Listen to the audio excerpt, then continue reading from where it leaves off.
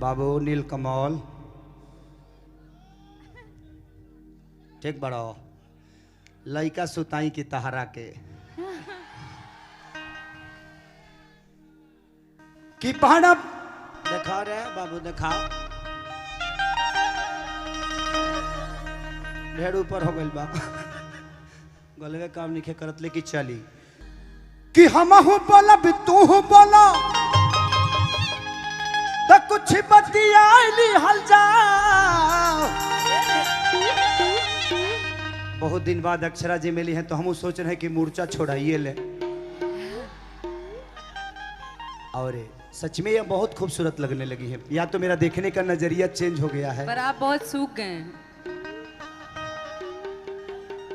क्या करिए शरीर से बहुत वर्क हो रहा है। ये कोई जरूरी थोड़ी है आदमी एक एक काम करके दुबरा ला। डेली तो आदमी जागत तो दुबराइए न जाई हो। इंसाने न है कोनो जनरेटर थोड़ी है जो तेल महंग हो तो घींचत रहो। लेकिन क्या करिएगा इंसान है और मेहनत बहुत ज़्यादा है। और आप तो मेरी वर्क के बारे में आपसे बेहतर कौन जानता है। हाँ।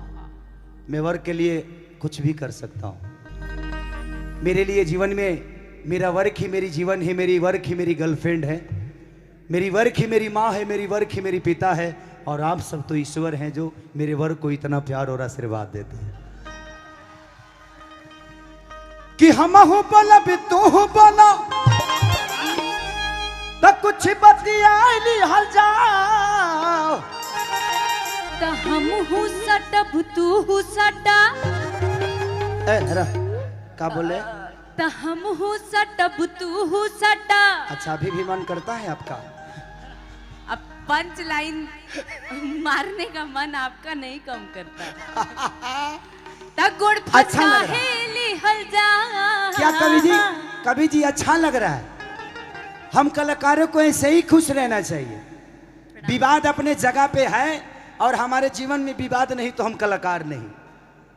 नेता और अभिनेता बिना विवाद के बड़ा नहीं होते हैं। ये विवाद बहुत जरूरी है।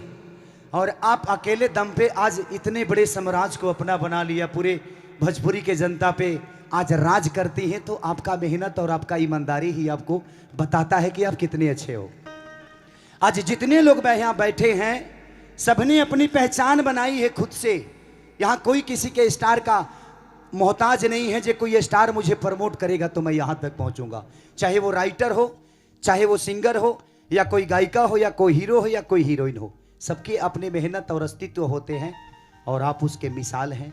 दिल से प्रणाम है। कैसे ही मेरे पे दया दृष्टि बनाए रखिएगा। थैंक यू वेरी मच। आप भी कभी भी कुछ भी हो सकता है, समय है। ये कौन हंसता रे मारे में फेंक देबो। कि हम हूँ बोला भी तू हूँ बोला तो कुछ बतियाली हल जा। कि चला चादरा में हो तो चला चादरा में यादरा मनाली हल